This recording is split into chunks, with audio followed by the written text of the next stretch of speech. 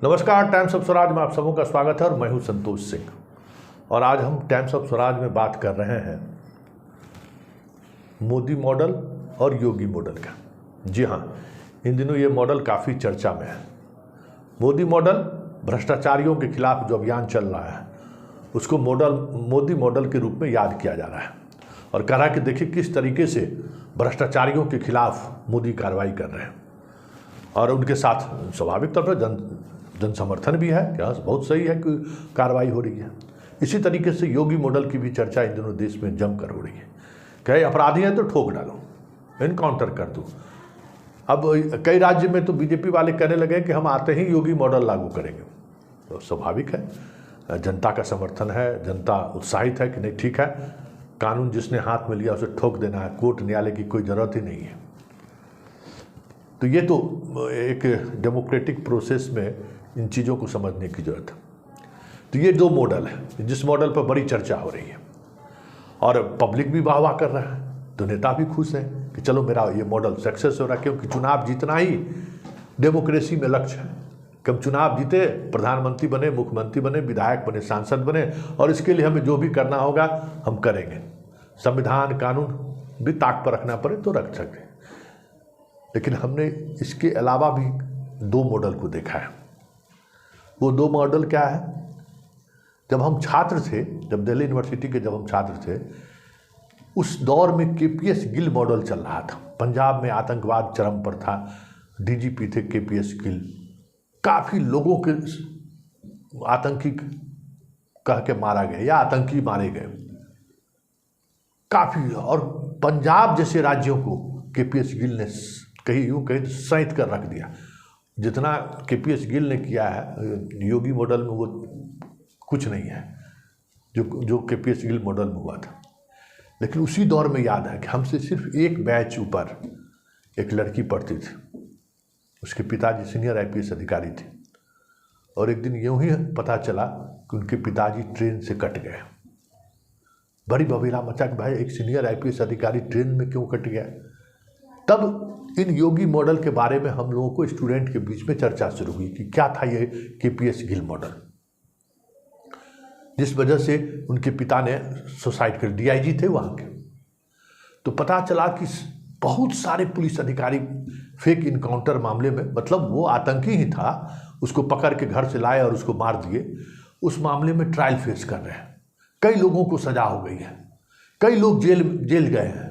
मतलब पूरा पंजाब पुलिस कहें कि आतंकवाद खत्म होने के बाद खुद आतंकी की तरह जेल में बंद हो रहे थे और पूरा पंजाब पुलिस त्राहिमाम कर रहा था कि कहाँ कौन किसको कैसे बचाए, कैसे बचे हम।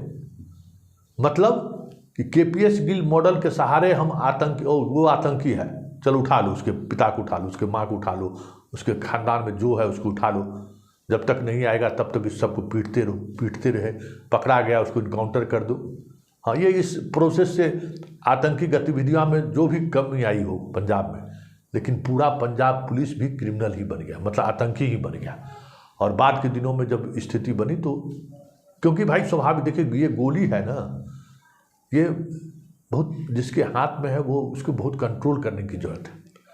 वो जैसे ही बेकंट्रोल होगा तो अभी आपको असित दिखाई दे रहा है ना, अभी क्यों पेशाब करने तक का शूटिंग दिखाता है मीडिया वाला सब।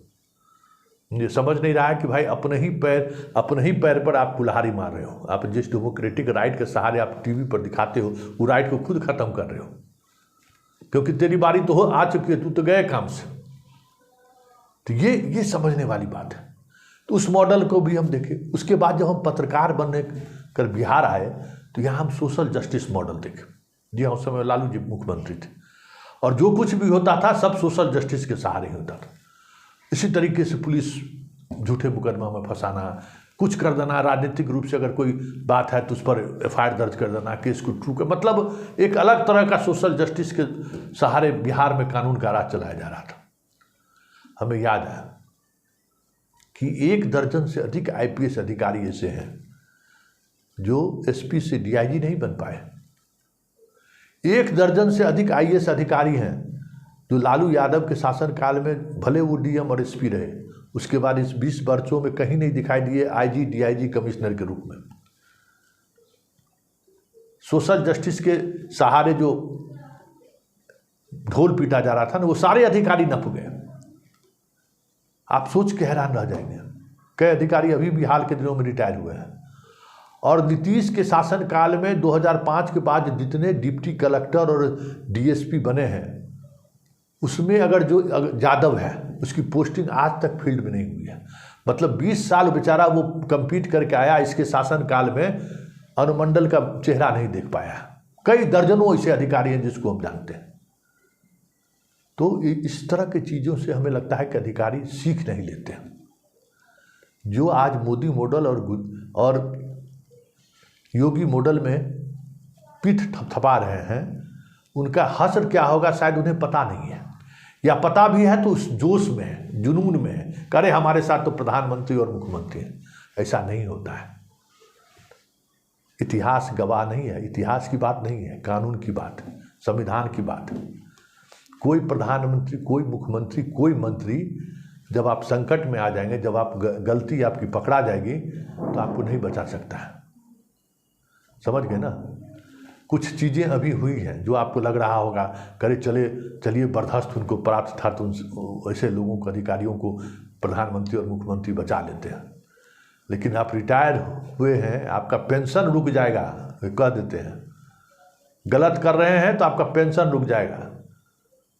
आपके नस्ल का, आपके खानदान का कोई आदमी अगर कहीं कोई पद पे रहेगा, वो नपा जाएगा, ये जान लीजिए। राजनीतिज्ञों की लड़ाई में कभी नहीं पड़ना चाहिए ब्यूरोक्रेसी को, ये बात सोच लीजिए। दूर दूर तक आपके परिवार का कोई अगर कहीं कोई कुछ होगा तो नप जाएगा आपका। समझिए कि ये स्थिति बन जाएगी, क्योंकि आपका जो नाम एक ऐसे व्यक्ति के नाम से जुड़ जाएगा, एक ऐसी संस्था के नाम से जुड़ जाएगा कि जब आपका फाइल बढ़ेगा, आप गए काम से। आपका 2-3 पीढ़ी तक, एक बात समझ लीजिए कि आपका किया है हुआ जो ये काम है वो आप ही तक रह जाएगा, नहीं, आपकी 2-3 पीढ़ी उसको भुगतेगा। जैसे ही नाम आएगा ना कि अरे ये वही है, तो हाँ उसी का ये बेटा है। बेचारे आपके बेटा कुछ भी कितना टैलेंटेड रहेगा, उसको पनिशमेंट मिलेगा ही मिलेगा। पोता तक को भोगना पड़ेगा, ये सोच लीजिए। जितनी संपत्ति आप अर्जित किए हैं, अभी आप भले ताल ठोक के रह जाइए, याद रखिएगा वो सारी संपत्ति, याद कीजिए नीतीश कुमार के शासनकाल में किसकी संपत्ति जब्त हुई है।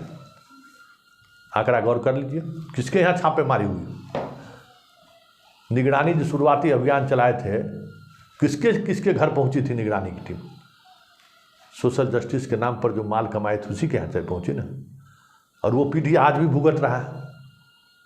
इन चीज़ों को समझिए कि ये जो मॉडल है ना, इस मॉडल से वोट आपको जरूर मिल सकता है, आप सत्ता में बने रह सकते हैं, लेकिन एक वक्त ऐसा आएगा जब आपके साथ न सत्ता रहेगी, न आपके साथ आईपीएस या आईएएस का जो कहते हैं ना तगमा, वो तगमा रहेगा। और उस वक्त आप भी आम इंसान की तरह कटघरे में खड़े होंगे। उसी जेल में आपको चक्की पीसनी होगी जिस जेल में आज आप लोगों को भेज रहे हैं। उसी तरीके से इनकाउंटर में मारे जाइएगा जिस तरीके से आप आज इनकाउंटर में मार रहे हैं। कभी भी किसी भी परिस्थिति में इन नेताओं की बात पर आप अगर आप चले तो ये तय मानिए, ये नेता किसी का नहीं है। हम बार बार कहते हैं, जितने इस मोदी और योगी मॉडल में जो लोग लगे हुए हैं, उनको मेरी एक सलाह है, वो छोकरी फिल्म देखिए, समझ में आ जाएगा इन नेताओं का कैरेक्टर। आज आप उपयोगी हैं, कब इसके लिए अनुपयोगी हो जाइएगा तय करना मुश्किल है, क्योंकि इनको वोट चाहिए। और वोट के लिए अगर आपकी हत्या जरूरी है तो ये आपके हत्या करने में 2 मिनट सोचेगा नहीं। ये नहीं सोचेगा कि इस आदमी ने हमारे साथ 10 साल जो है कुत्ते की दुम की तरह पूछ हिलाते रहा हमारे सामने में, नहीं, ये सारी चीज़ें भूल जाएगा। इसलिए जो कानून कहता है, जो संविधान कहता है, उसी दायरे में रहकर काम करिए, तभी आप सुरक्षित नौकरी भी कर पाइएगा और सुरक्षित पेंशन भी प्राप्त कर पाइएगा। लेकिन डीजी बनते बनते देखिए ना, यहाँ भी एक थे अरविंद पांडे जी, क्या हुआ, डीजी बनते बनते अंतिम समय में सरकार एगो नोट निकाल दिया, चले गए, अब रिटायर भी होंगे। तो सरकार से कभी मत पंगा लीजिए, सरकार के लिए किसी से भी पंगा मत लीजिए, दो प्रोसेस एकदम हमेशा अपना करके, सरकार से बेवजह पंगा नहीं लेना है और सरकार के कहने पर किसी से पंगा नहीं लेना है। नौकरी ऐसी चलती है और वही आप, संविधान भी आपको यही जिम्मेवारी दी है।